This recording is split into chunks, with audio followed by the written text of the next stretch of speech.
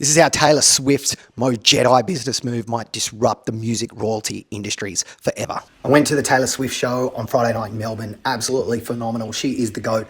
But here is one of the most valuable business lessons from her. Okay, so in 2019, Scooter Braun brought her entire masters for about 300 million. And she went nuts like, oh my God, how come I didn't get a chance to buy it? This is not fair. And kicked up this huge social attack basically at Scooter Braun.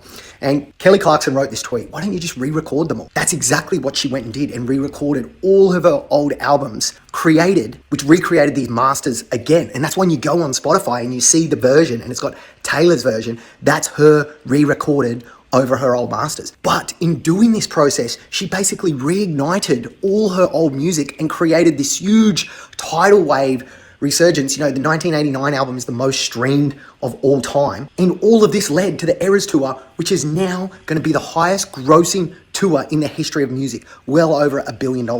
And she negotiates the deal so in her favor. Like in Australia, she gets 90% of the profit after expenses. So Frontier put up all the work, put up all the money to fit out all the stages, everything. And after expenses, only get 10% of everything, merch, everything.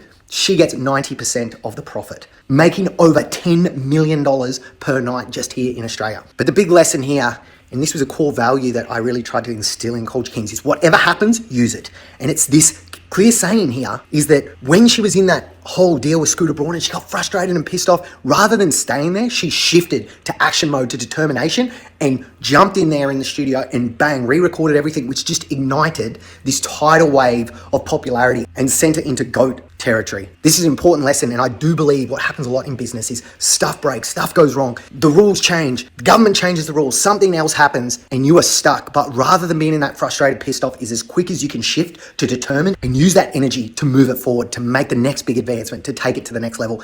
If you can keep that in business, whatever happens, use it. It's such an important principle. And to never drop into that lower energy, give up, dead dog state, and play the victim. You have to just keep, when stuff breaks, when stuff doesn't go your way, to keep shifting to higher and higher, more productive, positive energy. And that's over on that chart side. I talk about determined, passionate. That is where you need to be. Because whenever the GOAT comes to town in anything, you should go watch them, because there's this thing called mirror neurons where you're watching someone else in that state, because anyone who's the GOAT has absolute certainty. And if you can watch them in that state, it does sort of rub off in you in a way, I really believe. And that's my theory. And so whatever sport, whatever skill comes to town and whoever's the best in the world at it, I make my way to go see them. And Taylor Swift did not disappoint. 3.5 hours she performed without one break, hit after hit, and made incredible my memories for my daughter. I'm sure she'll never forget.